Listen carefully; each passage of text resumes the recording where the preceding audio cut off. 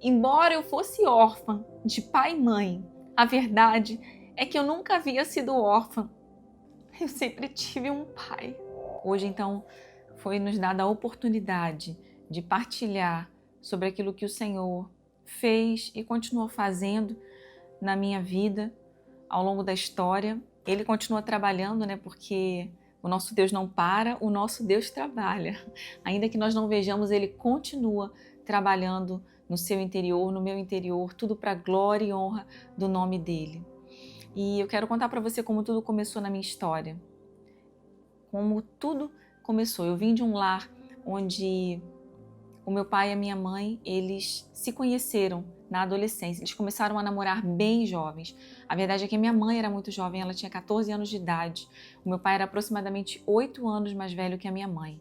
Eles se conheceram no casamento de uma das primas do meu pai e ali se apaixonaram, moravam em lugares próximos.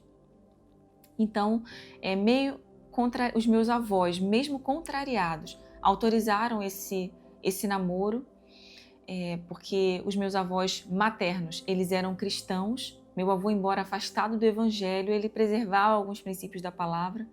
A minha avó, cristã.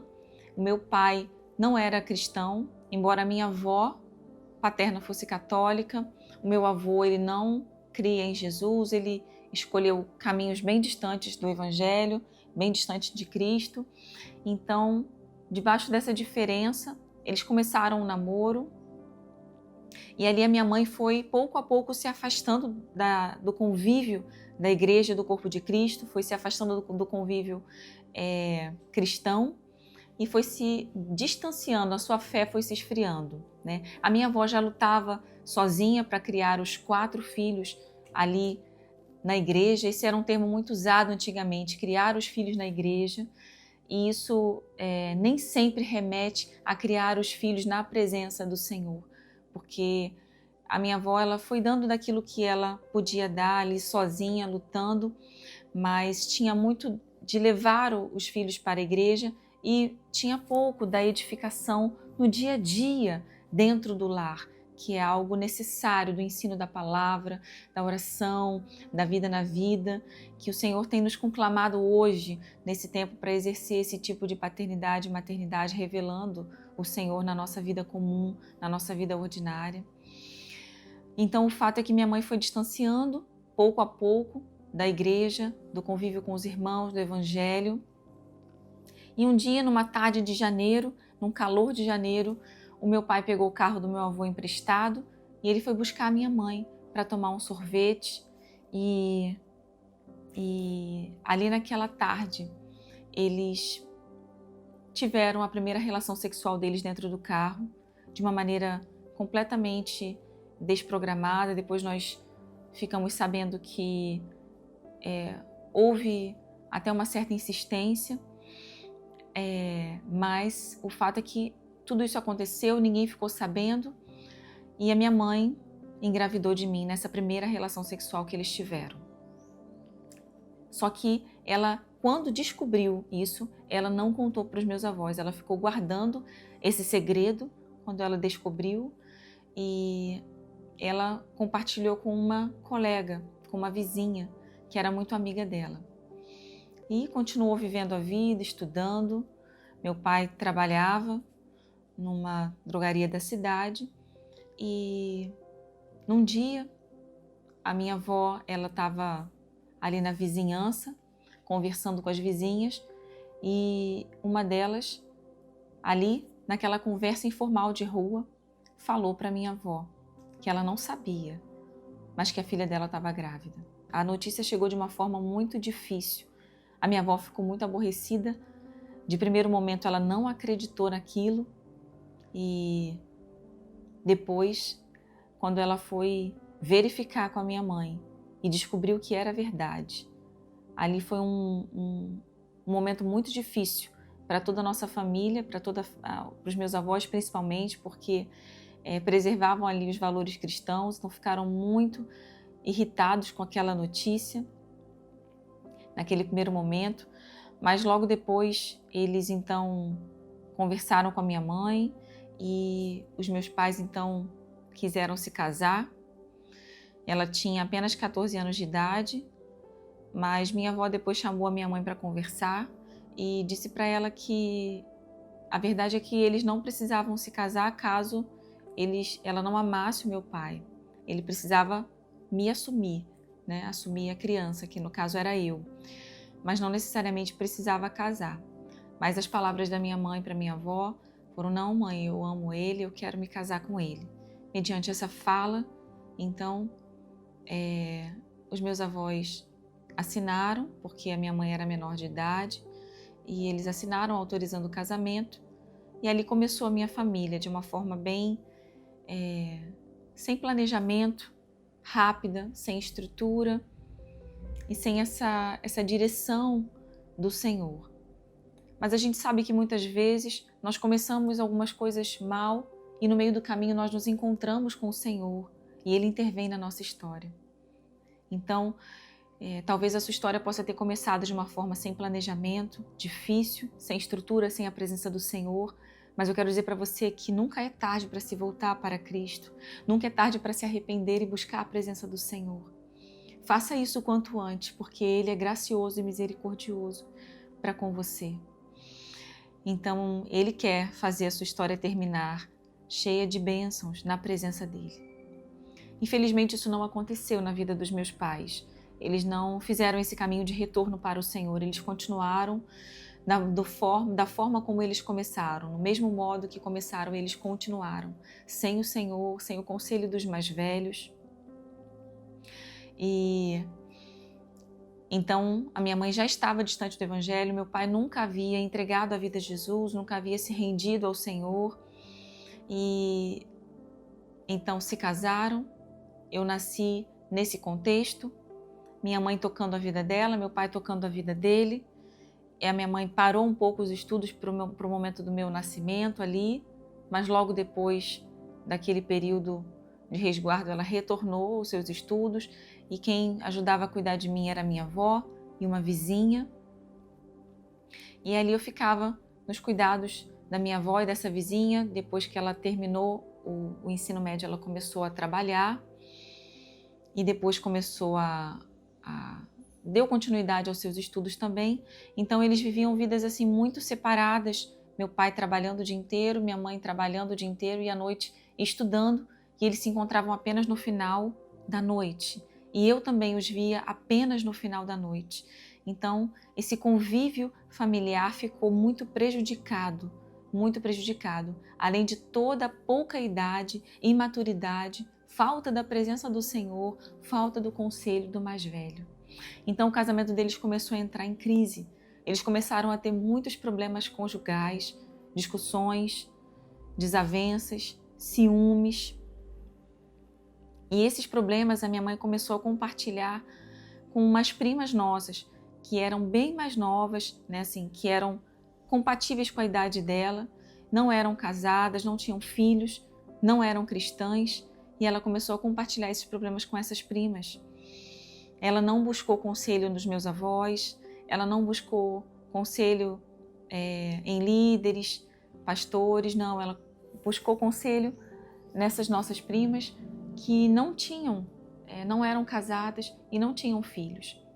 E eu não sei qual era o teor dessa conversa, qual era o teor dos conselhos, mas o fato é que a minha mãe então decidiu sair de casa, ela decidiu se separar do meu pai, abandonar a família, o pouco que eles haviam construído até ali.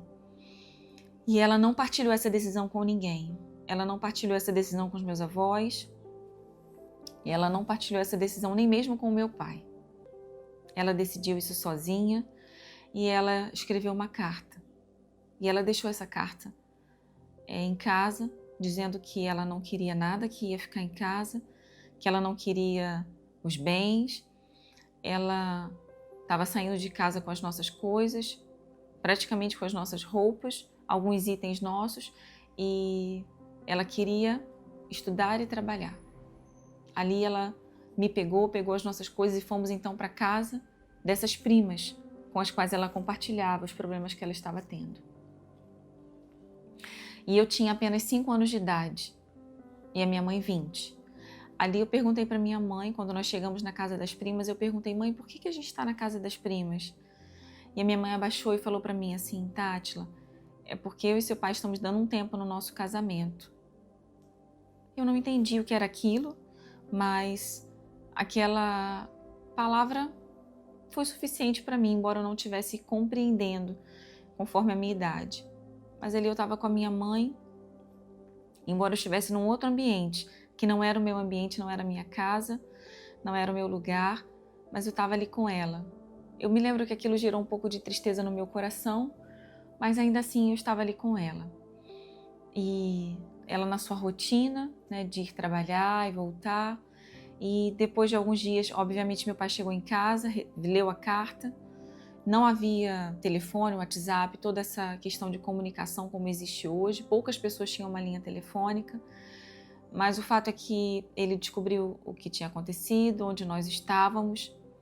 E aproximadamente alguns dias depois, ele então pegou o carro do meu avô e foi ao encontro da minha mãe. Ele chegou ali no portão da casa da nossa tia. Não tinha muro, eram grades. E eu me lembro de ter visto ele ali dentro do carro.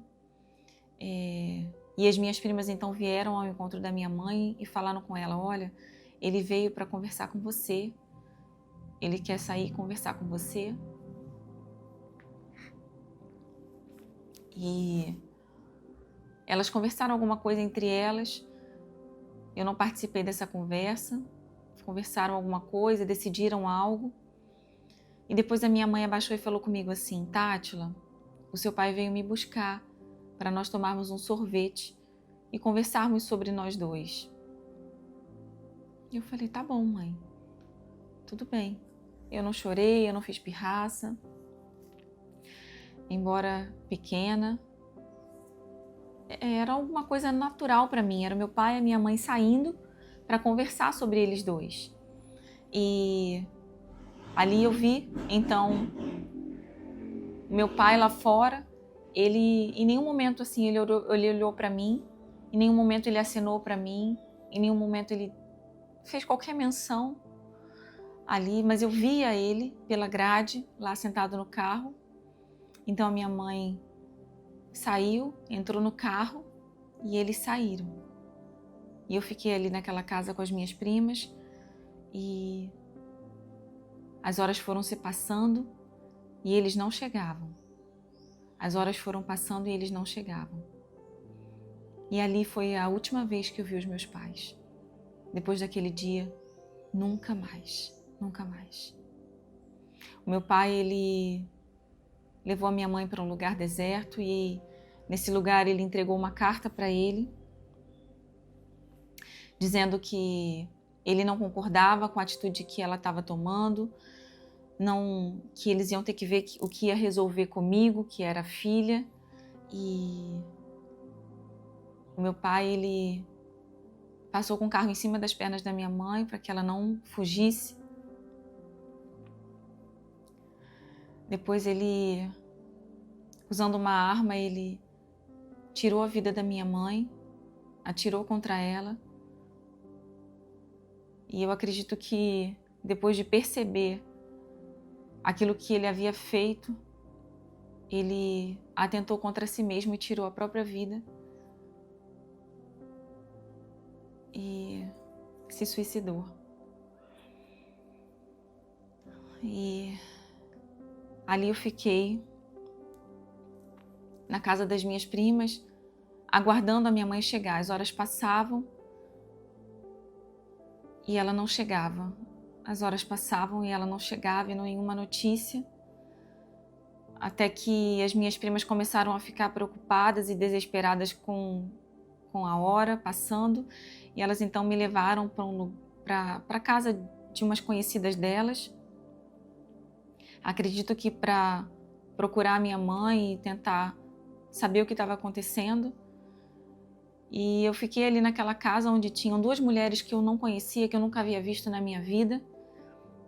Eu me lembro que tinha um poço ali naquela casa, eu fiquei sentada em cima daquele poço, embaixo de uma parreira de uvas, sozinha, triste, sem a minha mãe, sem o meu pai, sem saber tudo o que estava acontecendo. Passado algumas horas, chegou um dos meus tios de moto ali no portão daquela casa, bem irritado, e falou assim: cadê a Tátila? Me entrega a Tátila, cadê ela? E ali ele me colocou na garupa da moto e me levou para casa dessa nossa tia. Chegando ali tinha uma confusão instalada e os meus avós estavam lá, havia muita briga, muita violência verbal. E a minha avó perguntava para minha tia: cadê a minha filha? Onde está a minha filha? Cadê a minha filha? E era muita gritaria. E eu assistia tudo aquilo sem saber onde estava a minha mãe, onde estava o meu pai. E as minhas primas então me levaram para o banheiro. Ali nós ficamos, elas estavam comigo, nós sentamos no chão do banheiro e ficamos ali trancadas. E eu ouvindo toda aquela gritaria do lado de fora.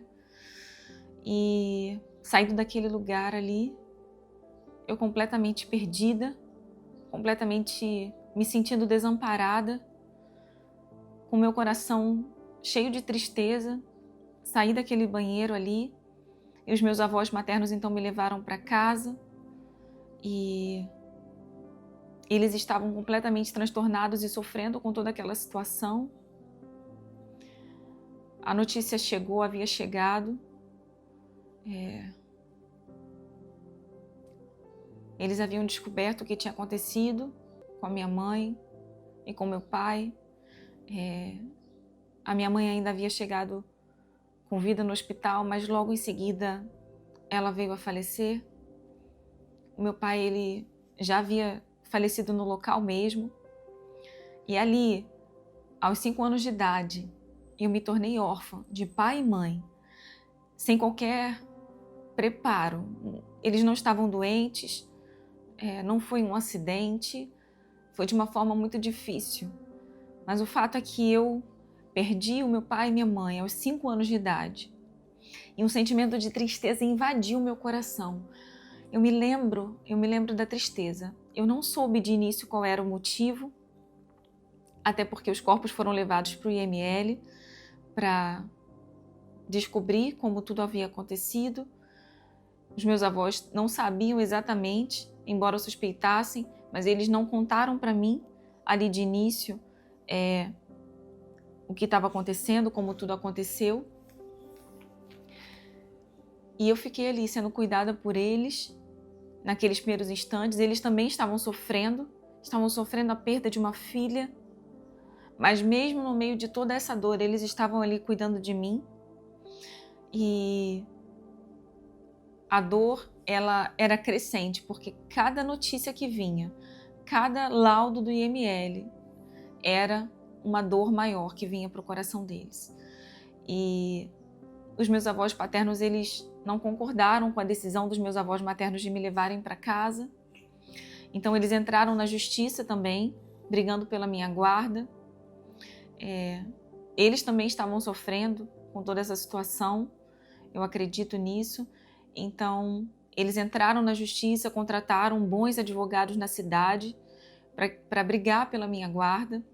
Com isso, os meus avós maternos também precisaram contratar advogado. Eles não tinham muitas condições financeiras, então contrataram um advogado que eles puderam para lutar então pela minha guarda.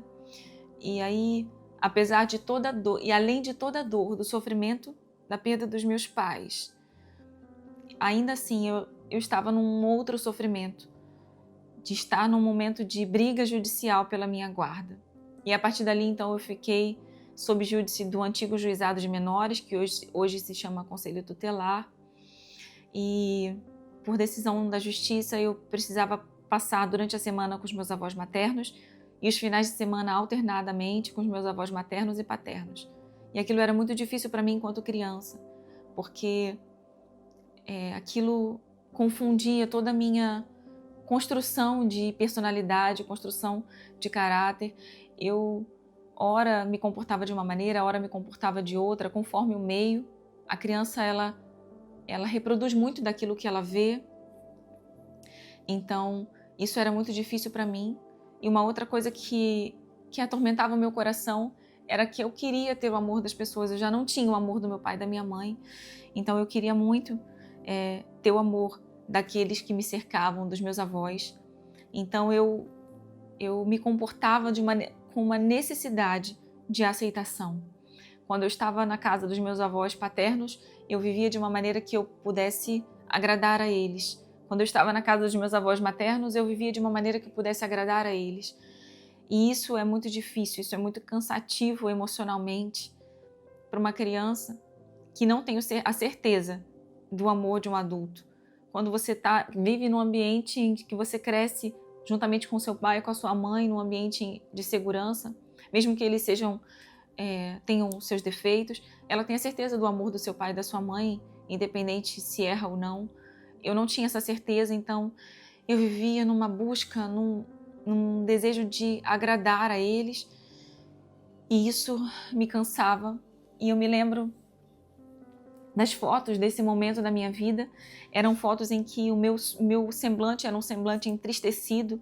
O meu aniversário de 6 anos foi um aniversário em que não houve um sorriso. O meu olhar era um olhar triste, o meu coração era um coração triste. Eu estava cercada de crianças, cercada de pessoas, e eu me sentia sozinha porque eu queria a companhia dos meus pais e eu não o tinha. E ali então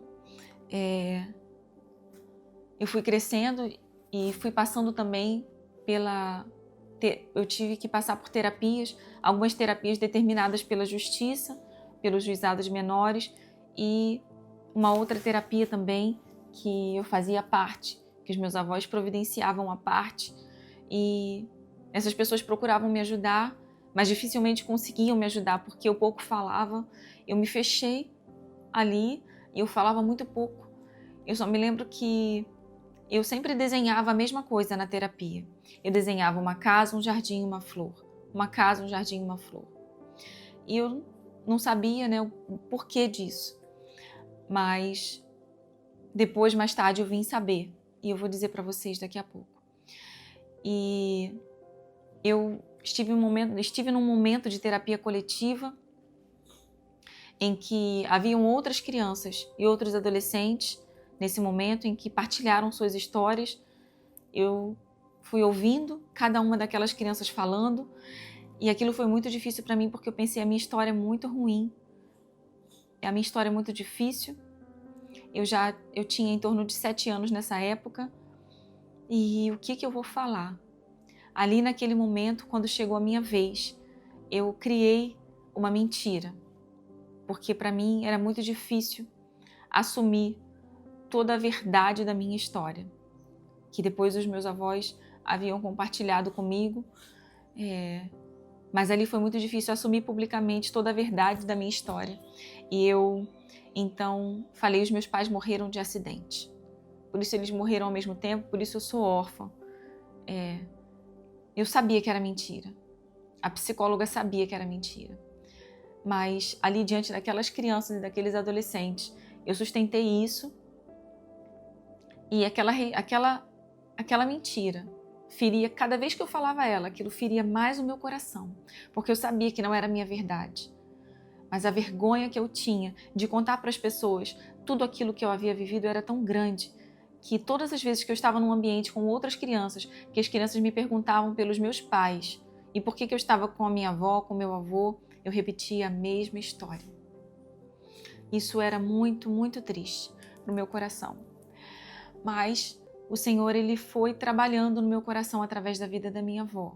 A minha avó era uma mulher temente ao Senhor, e ela me levava sempre para a igreja junto com ela, e ela me deu a minha primeira Bíblia, ela me deu, e embora ela tivesse pouco estudo, ela me ensinava a ler as Escrituras, e ela sempre orava comigo ali na beirada da minha cama, e muitas vezes eu dormia ali, ajoelhada, e ela continuava orando, e eu creio que todas aquelas orações foram recebidas pelo Senhor nas suas taças e foram derramadas sobre a minha vida no tempo oportuno do Senhor.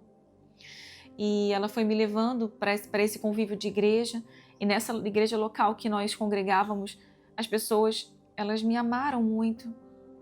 Eu tive pessoas que realmente ofereceram muito amor do Pai para mim ali, e a minha avó também, ela foi persistente. Meu avô, ele ainda estava afastado do evangelho, nós íamos sozinhas, muitas vezes íamos a pé para a igreja. E ela persistia em me ensinar a caminhar em unidade com o corpo de Cristo, e ali na leitura da palavra, na oração. E aquilo pouco a pouco foi construindo o meu interior, foi trabalhando em mim. E eu louvo a Deus por isso, eu louvo a Deus pela vida da minha avó. E quando eu estava com 7 anos de idade, eu entreguei a minha vida ao Senhor Jesus. Num culto na nossa igreja, meu avô estava presente nesse dia, eu havia convidado ele para estar na igreja, e eu entreguei a minha vida a Jesus com total consciência. O pastor pregou, fez o apelo, eu levantei as minhas mãos e fui à frente. E eu chorava muito, E eu dizia, agora eu sou uma filha de Deus, agora eu pertenço ao Senhor. E eu vim no caminho de volta para casa, chorando e repetindo isso, crendo naquilo. Então quero dizer para você, não despreze os pequeninos, não despreze aquilo que eles dizem. Não deixe de pregar o evangelho para as crianças, porque delas é o reino dos céus. Eu tomei aquela decisão e eu tenho completa lembrança e total consciência daquela decisão que eu havia tomado. Então, de lá para cá, o Senhor foi fazendo uma obra no meu interior, pouco a pouco, dia após dia. O meu avô também, de vez em quando, ia na igreja, a nosso convite, e um dia eu convidei ele para ir, eu participava do coral das crianças e convidei ele para estar presente nesse dia. Ele aceitou o meu convite e ele sentou no último banco, no cantinho, como quem diz assim, quando acabar o culto eu vou embora. E o pastor pregou, fez o apelo, eu saí do lugar onde eu estava com as outras crianças e fui até o meu avô e perguntei assim, vô, o senhor quer voltar para Jesus? E para minha surpresa, ele disse que sim. Ali eu dei a mão para o meu avô e nós fomos à frente. E eu estava muito feliz ali, eu fiquei abraçada com ele, e eu estava muito alegre e me regozijando que ele havia voltado para o evangelho, que ele havia voltado para Jesus. Eu já tinha entregado a minha vida para Jesus e eu já tinha consciência, embora tão pouca idade, que aquela era a decisão certa, que aquela era a decisão mais importante. E a partir daquele momento nós começamos a ir para a igreja juntos como família, meu avô, minha avó e eu, quando eu estava na casa deles, porque quando eu estava no outro final de semana na casa dos meus avós paternos, eu não ia para a igreja, eu tinha outros comportamentos. O meu avô paterno, infelizmente, ele tinha problemas com alcoolismo, e naquele ambiente ali, ele também usava palavras de maledicência contra os cristãos, e aquilo fazia muito mal para mim, porque ora eu estava num ambiente cristão, num ambiente no seio da igreja, ali crescendo, sendo apresentada a Cristo, ora eu estava num ambiente de alcoolismo, de maledicência. Então era tudo muito difícil no meu interior, mas eu já tinha ali a clareza de que aquele caminho era o caminho certo, o caminho da cruz, o caminho do evangelho. E eu comecei também a chamar os meus avós maternos de pai e mãe. Aquilo, de uma certa forma, confortava o meu coração. Embora a verdade é que no meu interior eu sabia que eles jamais poderiam substituir o meu pai e a minha mãe, eu comecei a fazer isso, era uma necessidade da minha alma ali, uma necessidade até mesmo quando eu estava no meio de outras crianças e eu via as crianças chamando seus pais, eu desejava aquilo para minha vida, então eu os chamava ali de pai e mãe. E a verdade é que, embora o Senhor fosse fazendo uma obra no meu coração, existia um problema muito grande dentro de mim. E esse problema era mágoa, uma mágoa muito grande que eu carregava do meu pai. Eu achava que o meu pai ele não tinha tido o direito de fazer aquilo com a minha mãe, com ele e comigo também, porque a vida dele já não existia mais e eu seguia sofrendo dia após dia sem a presença deles. Então eu tinha uma mágoa muito grande no meu coração, eu pouco falava sobre ele, e quando eu recebi os meus livros novos no início do ano na escola, eu não assinava o sobrenome dele. Tamanha era a dor que dilacerava o meu coração. eu colocava assim, Tátila Pinheiro Rangel, que era o sobrenome da minha mãe. Quando, na verdade, eu deveria assinar o nome dele, eu não assinava. E durante muito tempo eu fui carregando aquela mágoa, que era uma mochila pesada, e que a cada ano que passava, a cada dia que passava, aquela mochila ficava mais pesada. Então, eu fui então alimentando aquela mágoa, crescendo e me desenvolvendo. E quando eu estava com aproximadamente 14 anos de idade, a minha avó, ela me deu uma Bíblia nova, e eu comecei ali. Eu já li a palavra, mas ali eu me interessei ainda mais pelas Escrituras. Eu comecei a me interessar ainda mais pela palavra, eu comecei a ler, eu fechava o meu quarto, mesmo ali adolescente, eu fechava o meu quarto, eu começava a ler a palavra, ali eu começava a orar, ali eu tinha os meus momentos com o Senhor começou a fazer uma obra no meu coração, de maneira que eu fui começando a compreender que aquela mágoa no meu coração, eu não podia mais carregar aquilo, e o Senhor foi, pouco a pouco, fazendo uma obra em que eu precisava liberar perdão para o meu pai, que eu precisava perdoá-lo, mesmo ele não existindo, por tudo aquilo que ele havia feito contra mim, contra minha mãe, contra ele, contra a nossa história, a nossa família.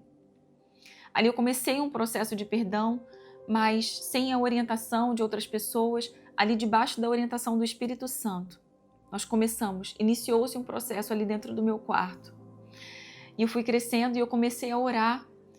E a verdade é que a minha família, toda a minha família, seja materna e paterna, eles tinham algumas preocupações ao meu respeito.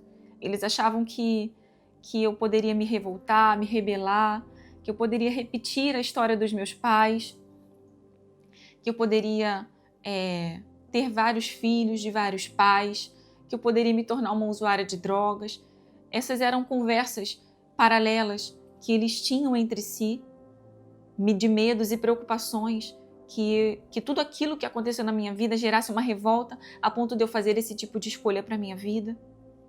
E nós sabemos que isso são preocupações reais e legítimas que passam no coração de muitos pais e muitas mães hoje. Mas o Senhor havia entrado na minha história. A graça dele, a bondade dele estavam fazendo uma obra no meu interior. E eu comecei a orar. Ali na minha adolescência, eu orava e eu clamava a Deus e eu falava assim: Senhor, eu não quero repetir a história dos meus pais. Eu quero viver algo novo com o Senhor. Então prepara para mim um marido que ame ao Senhor de todo o coração. Prepara para mim um esposo que venha temer a Ti. Eu te peço isso de todo o meu coração. Guarda ele onde quer que ele esteja e prepara ele para me entregar. Assim eu fechava a porta do meu quarto e eu orava. A minha avó também orava pelo meu futuro marido, pelo meu futuro esposo. E o Senhor, Ele é maravilhoso. Ele ouve as nossas orações e Ele atende as nossas orações. Porque a palavra de Deus diz: pedi e dar-se-vos-á, buscai e acharei, porque aquele que pede, recebe, e o que busca, encontra. E quando eu estava com 16 anos, eu conheci o meu esposo, Emanuel, e ele era mais do que aquilo que eu poderia pedir ao Senhor, mais do que a minha lista poderia colocar diante do Senhor. Ele veio como um presente, como um bálsamo do Senhor na minha vida. E ali nós começamos a caminhar. No início, meu avô, ele não gostava da ideia do nosso namoro, porque ele é 1 ano mais novo do que eu, então meu avô não concordava muito com isso. Então nós começamos a orar. Eu e ele, então, decidimos começar a orar. Nós nos conhecemos na igreja e aproximamos esses laços num retiro. E nós decidimos, então, que a gente começaria orando. E nós ficamos orando por alguns meses, até que o meu avô veio autorizar o nosso namoro. E eu gostaria de fazer um recorte aqui na minha fala e trazer algo que eu esqueci de falar a respeito da decisão judicial pela guarda definitiva. Quando eu estava com 8 anos de idade, aconteceu algo assim inesperado diante de todo aquele processo judicial. Depois de 3 anos de briga na justiça pela minha guarda, Os meus avós paternos, então, algo aconteceu, fruto de oração, porque a minha avó vivia orando e os irmãos da igreja também estavam orando.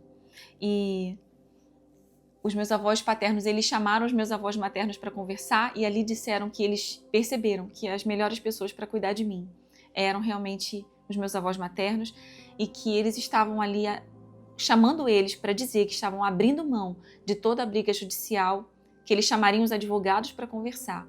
Eu não participei dessa conversa, eu estava num outro cômodo, mas eu ouvi um pouco dessa conversa e isso agradou muito o meu coração, porque isso foi um alívio para mim.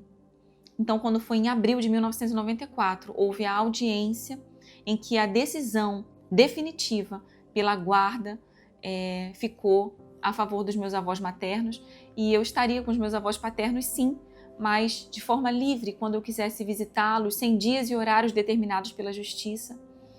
Então, aquilo foi algo muito importante também, que eu vivi aos 8 anos de idade e que foi decisivo para o crescimento, a continuidade da minha caminhada no Evangelho que os meus avós estavam me levando a viver.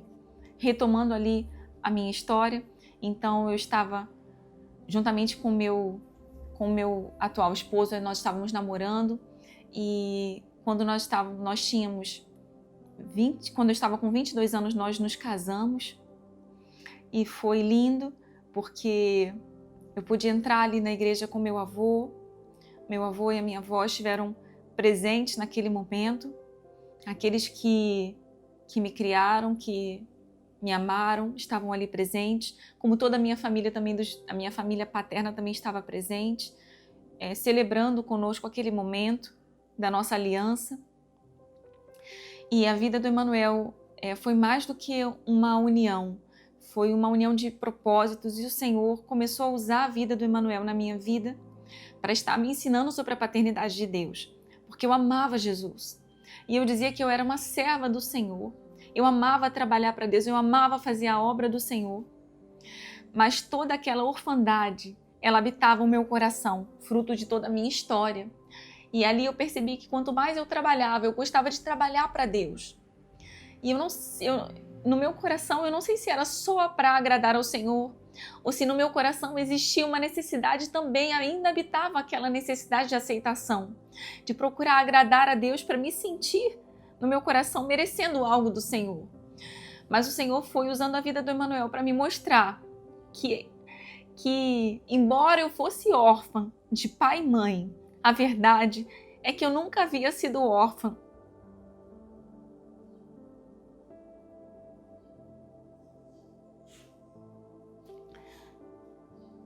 Eu sempre tive um pai. Eu sempre tive um pai. Mas eu não sabia disso. E o Senhor foi usando a vida do meu esposo para trazer esse entendimento, essa revelação de Deus como Pai sobre a minha vida. E essa cura, ela não foi instantânea, ela foi processual. Isso foi acontecendo pouco a pouco.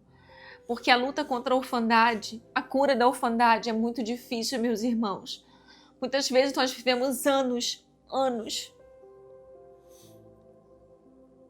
da nossa história aprisionados pela orfandade. E a orfandade é um espírito mau que rouba a nossa alegria, que rouba o nosso destino, que rouba o nosso propósito,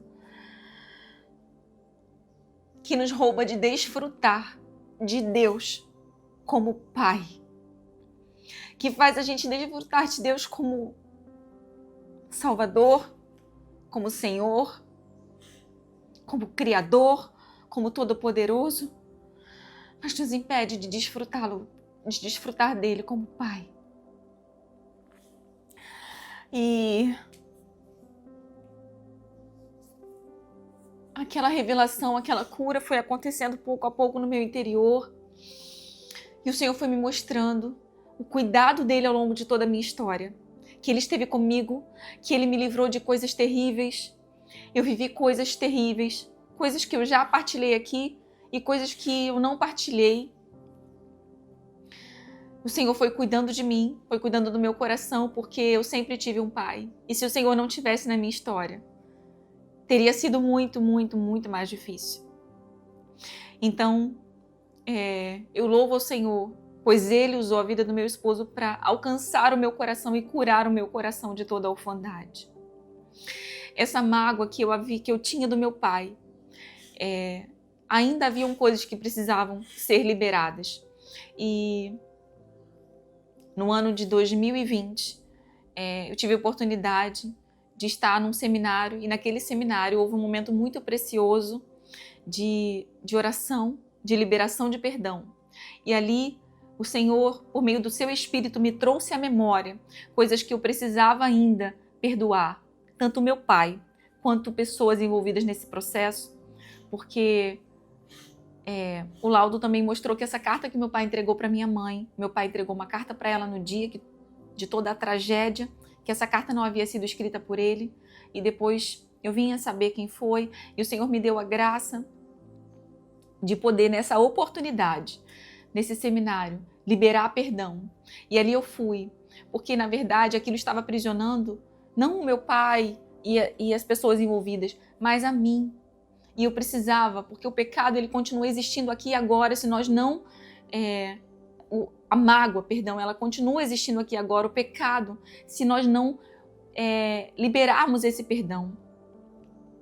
Então, pela misericórdia do Senhor e pela graça de Deus, ali eu comecei a verbalizar que eu estava liberando, perdoando meu pai por toda a ofensa, por tudo aquilo que ele havia causado, e o Senhor foi trazendo a memória, eu fui perdoando todas as outras pessoas envolvidas nesse processo, até mesmo os meus avós, por coisas que aconteceram no meio do caminho. Eu fui liberando perdão, e uma cura foi alcançando o meu coração de uma forma linda, Eu chorava muito, mas eu chorava de alegria, eu chorava de gozo, porque o Senhor estava tirando de mim um fardo, uma mochila tão pesada que me impedia de caminhar, sabe, que me impedia de avançar nele. E os meus avós maternos,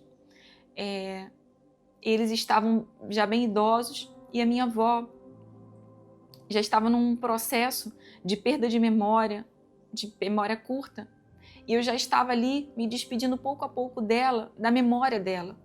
Mas aquilo também causava muita, muita dor, porque eu amava muito os meus avós, muito. E quando foi no ano de 2020, no mês de julho, a minha avó, ela veio sofrer um AVC. E ela ficou internada. Eu fiquei muito entristecida com toda aquela situação, porque eu estava distante dela por conta da pandemia. 2020 foi o ano da pandemia, eu trabalhava num ambiente hospitalar, então eu fiquei distante dela por conta disso, para não oferecer riscos. Então ela sofreu um AVC, eu levei ela para ser atendida, e ela precisou ficar internada, foi para o CTI, e eu tinha grandes esperanças dela voltar para casa, dela ficar bem, voltar para casa. Mas infelizmente isso não aconteceu. Ela veio a falecer depois desse AVC hemorrágico, e aquilo foi muita tristeza para o meu coração, porque a verdade é que a minha mãe biológica havia sido minha mãe por 5 anos, e a minha avó, ela havia cuidado de mim como uma mãe por mais de 30 anos. Então, foi uma dor muito grande. Ali eu chorei por 15 dias. Chorei muito. Eu não podia tocar no nome dela ou tocar na situação, eu comecei a chorar muito. E o Senhor, mais uma vez, usou meu esposo para me mostrar que eu não deveria lamentar pelo tempo longe dela, mas sim agradecer ao Senhor pelos anos vividos ao lado dela. E o Senhor foi me trazendo cura e graça através da gratidão. E o Senhor foi me mostrando que eu tinha muitos motivos de gratidão ao Senhor pelo tempo vivido ao lado dela. E quando foi no ano de 2022, o meu avô ainda conseguiu viver quase 2 anos sem ela. Foi muito difícil e muito sofrimento para ele, porque eles tinham quase 60 anos de casados. Mas no ano de 2022, aconteceu a mesma coisa com meu avô materno. Ele sofreu um AVC hemorrágico e ele também veio a falecer. E ali eu falei, Senhor, é muito difícil.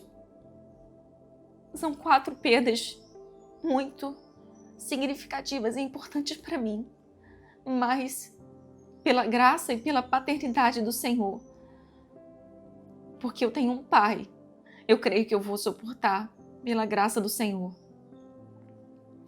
E assim o Senhor tem me sustentado até aqui. Quando foi no ano passado, eu perdi a minha avó paterna, no mês de novembro do ano passado, 2024. A minha avó veio a falecer, o meu avô já havia falecido há alguns anos atrás. E assim, eu perdi todas as figuras que vieram antes de mim. Meus pais e os meus avós, maternos e paternos. Mas o Senhor já havia se apresentado a mim como pai. Naquele momento, há alguns anos atrás, quando o Senhor havia usado meu esposo para isso. E eu estou aqui para dizer para você que, embora eu tenha sido órfã de pai e mãe, a verdade é que eu não sou órfã, eu tenho um pai. E esse pai que me curou de todo esse sentimento de orfandade, porque a orfandade ela vem trazer para nós vitimização, autocomiseração, sentimento de falta de destino, de falta de propósito, de estar perdidos, de mágoa. E o Senhor, ele veio trazendo a paternidade dele, dissipando todas essas coisas, mostrando que nele, em Deus, eu sou filha, em Deus eu sou amada, em Deus eu não tenho mais necessidade de aceitação, porque eu já sou aceita, já fui aceita. Em Deus eu tenho destino, eu tenho propósito, eu tenho segurança e tenho amor. Eu quero dizer para você o mesmo. Eu não sei qual é a sua história, não sei qual é o seu contexto, como você chegou até aqui. Talvez você tenha tido algum lar disfuncional, alguma perda, semelhante à minha ou não. Ou talvez você tenha vindo de um lar onde você teve pai e mãe, mas ainda assim eu quero dizer para você que eles não podem suprir quem Deus é na sua vida. Então eu quero dizer para você que você tem um pai. Você tem um pai, você não é órfão, você não é órfã, você tem um pai que te ama. Porque a palavra de Deus diz em João capítulo 1, versículo 12 assim: e a todos os que creram e receberam, deu-lhes o direito de se chamarem filhos de Deus. Não são filhos segundo a vontade da carne, mas segundo a vontade do Pai. Então, se você creu em Jesus como seu Salvador, como seu Senhor, como Filho de Deus, se você recebeu a Jesus em seu coração, na sua vida, você recebeu o direito de ser chamado filho de Deus e filha de Deus por adoção. Você não é mais escravo, você não é mais escrava, você não é mais órfão, você não é mais órfã, você é filho amado. Então deixa o Senhor vir te curar, dissipar todo espírito de orfandade e curar o seu coração, trazendo a paternidade dele, te abraçando, te guardando, te protegendo, te amparando e sendo curado, sendo curada de tudo isso que vem perseguindo o seu coração. Vamos fechar hoje a porta para esse espírito de orfandade pela fé em Cristo Jesus, recebendo, abrindo as portas para a paternidade do Senhor vir correndo te abraçar, como na parábola do filho pródigo. Quando aquele filho se arrependeu dos seus pecados e percebeu que na presença do seu pai ele tinha tudo o que ele precisava, o que aconteceu? Ele estava ali voltando no caminho, caminhando em direção ao seu pai. O seu pai saiu correndo ao seu encontro. E é isso que Deus faz com você. Quando Deus vê você dando um passo em direção a Ele, Ele vem correndo ao seu encontro, porque Ele é Pai. Ele é Pai e Ele ama viver família. Deus não suporta a nossa distância dEle. Deus não deseja que os seus filhos vivam longe. Deus, Ele é Pai desde o Gênesis. Ele criou todas as coisas para ser pai. Essa é a natureza de Deus. Então, todo o afastamento daqueles que ele criou para serem seus filhos gera dor no coração do pai. Gera dor. Então, muitas vezes nós estamos distantes do Senhor. Você pode estar distante do Senhor por meio da religião. Muitas vezes você pode estar parecida como eu, achar que está perto, mas está longe. Ou às vezes você pode ter alguma mágoa, alguma coisa no seu coração que você precisa liberar perdão. Sozinho não é possível. Mas a palavra de Deus diz lá em Filipenses 4:13, posso todas as coisas naquele que me fortalece. Em Deus, por meio do Espírito Santo, você recebe a capacitação necessária para liberar o perdão para aqueles que te feriram, para aqueles que te ofenderam, para aqueles que abusaram de você, seja verbalmente, seja fisicamente. Em Deus você tem essa graça e essa provisão do céu para perdoar aqueles que te feriram. Chega dessa ferida continuar sangrando. Acabou. O Senhor quer trazer cura, porque a palavra de Deus diz que o sol da justiça traz cura em suas asas. E é isso que Ele quer trazer para a sua vida, cura. Assim como no nascer do sol, vem as asas da alvorada, dissipando todas as trevas, o Senhor quer dissipar todas as trevas do seu coração. Sabe aquelas trevas mais escondidas? É isso que Ele quer trazer para você, cura. Cura no seu coração, cura na sua alma, cura no seu espírito. Ele quer destravar o seu destino e o seu propósito. Ele quer que tudo aquilo que Ele planejou para você desde a fundação do mundo se cumpra. No nome de Jesus, o seu Filho amado. A palavra de Deus diz que em Cristo Jesus nós podemos receber, você pode receber essa adoção por meio do Espírito Santo, que você pode clamar, Abba, Pai, meu paizinho querido, eu posso clamar, eu tenho acesso e você também tem.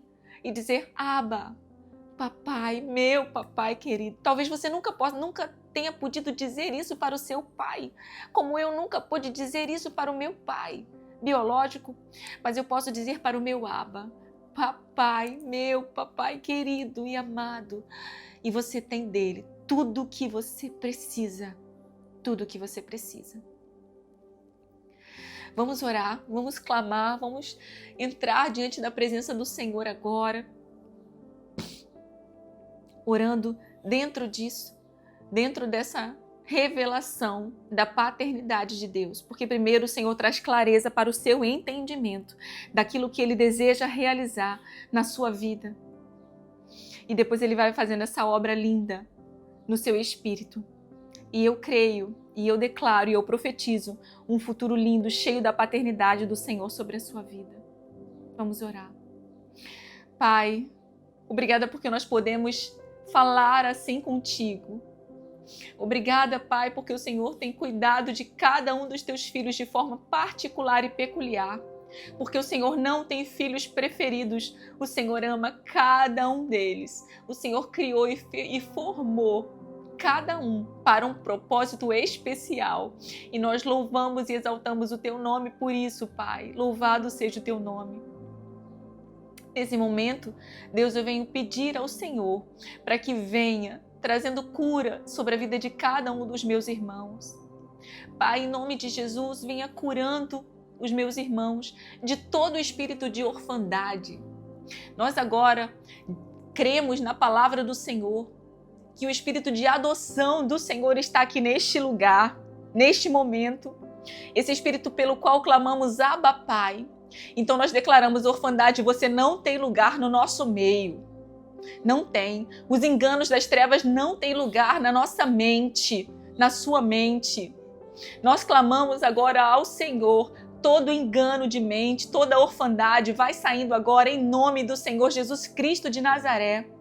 E nós clamamos, Pai, para que a verdade do Senhor que diz na Tua palavra venha sobre a vida dos meus irmãos. E a Tua palavra diz que por meio de Cristo Jesus, eles recebem o direito de se tornarem filhos de Deus. Então, Deus, revela no coração deles, no espírito deles, que eles não são mais órfãos, mas que eles são filhos, filhos amados do Senhor, por meio de Cristo Jesus, nosso Senhor, por meio do seu sacrifício na cruz do Calvário, por meio do seu sangue derramado, por meio do perdão dos nossos pecados, nós recebemos a adoção pela fé no Filho de Deus, Pai. Toda vitimização, toda autocomiseração, toda dor, toda mágoa vai saindo agora, Pai. Dá aos meus irmãos a força e a coragem, a capacitação que cada um deles precisam no Teu Espírito para liberar o perdão que eles precisam liberar. Opera uma obra completa, Deus. Opera uma obra completa. Ajude-os, Senhor Deus, a perdoar aqueles que os feriram, que os ofenderam, seja no presente, seja no passado, num passado muito distante, Senhor Deus, mas aquilo continua existindo, continua muitas vezes funcionando como brechas, mas Pai, em nome de Jesus, eu peço que a Tua bênção esteja sobre cada um dos meus irmãos, dando a eles a graça do Senhor que eles precisam para perdoar aqueles que os ofenderam. Em nome de Jesus, Pai, eu declaro a cura do Senhor para aquele que o seu pai saiu de casa e abandonou, aquele coração ferido que sentiu o abandono do pai, aquele coração ferido que sentiu a rejeição da sua mãe. Deus, vai de encontro àquele coração também que sofreu a vergonha e a dor do abuso. Ó Deus, vai de encontro à necessidade de cada um dos seus filhos. Pai, vai de encontro também àquele coração que veio caminhando na frieza espiritual, distante do Senhor, trabalhando como um escravo para Ti ou como um servo, sem desfrutar da Tua paternidade. Vai de encontro, Senhor Deus, a cada coração e dá aos meus irmãos a graça de perdoar aqueles que feriram as suas vidas e as suas histórias. E eu peço que o Senhor comece algo novo a partir da sua paternidade. Vem, Senhor, abraçando cada um dos meus irmãos, abraçando cada um deles com a Tua graça, que eles se sintam amados, Pai. Que o Senhor olhe nos olhos de cada um deles. Olha nos olhos, Pai, de cada um deles. Eu te peço, Pai, e que eles percebam o Senhor falando: você é meu filho amado. Você é único, você é única. Eu te amei, eu te formei e eu tenho um plano para a sua vida. Ó Senhor, olha nos olhos de cada um deles e vai, Senhor Deus, trazendo um tempo novo, vai dissipando toda a dor do passado, toda a mágoa, toda a tristeza, toda a angústia, Senhor Deus, e vai substituindo pela graça do Senhor, pela misericórdia, pelo perdão, pela cura, Senhor, em nome de Jesus, que se instale, que se inaugure um tempo novo, Pai. Chega de toda a vergonha de se sentar na mesa do Pai. A verdade é que o Senhor está sentado, tem um banquete para cada filho, e muitas vezes os filhos estão longe, achando que não têm direito de se sentar à sua mesa, mas o Senhor é um bom Pai, e o Senhor tem uma obra por meio de Cristo e do Calvário, e o Senhor pode nos limpar e nos perdoar, e também nos convida a nos assentarmos na sua mesa e desfrutarmos do banquete da sua presença, Pai. Obrigada, obrigada, Senhor Deus, pela tua paternidade que cura os nossos corações. Hoje eu vejo agora uma grande mesa, uma mesa muito, muito, muito grande, cada um dos seus filhos sentados ao redor da sua mesa, olhando nos seus olhos e se deliciando do banquete espiritual que é a tua presença. Ó Deus, louvado seja o teu nome por isso, louvado seja o teu nome. Louvado seja o teu nome, Senhor, pois tu és um bom Pai e nós podemos dizer agora que pertencemos a ti. Pertencemos ao Senhor, não somos de nós mesmos, somos teus e amamos pertencer a ti, amamos ser teus filhos e nós agora faremos as coisas para ti, não exatamente para recebermos do Senhor algo, ou para termos o direito de nos assentar na sua mesa. Não, não, não se trata disso, não é uma troca de favores, mas nós faremos as coisas para o Senhor e proclamaremos o teu nome somente porque somos amados, somente porque somos aceitos, somente porque somos filhos, Pai. Somos teus filhos e queremos que aqueles que o Senhor escolheu também recebam essa paternidade que só o Senhor pode dar. Não existe nenhuma outra coisa neste mundo que possa substituir a tua presença. Não existe autoajuda, não existe qualquer outra coisa. Subterfúgios, distrações, dinheiros, bens, nada que possa substituir. Isso podem ser pequenos enganos, pequenas doses de anestesia para a alma, mas a verdade é que a única cura para a alma está em receber a paternidade do Senhor e sermos chamados filhos de Deus, não filhos segundo a carne, mas segundo o Espírito, filhos por adoção, filhos de Deus, herdeiros de Deus e co-herdeiros com Cristo. Em nome de Jesus, que se torna o nosso irmão mais velho, em nome de Jesus. Amém, Senhor. Amém.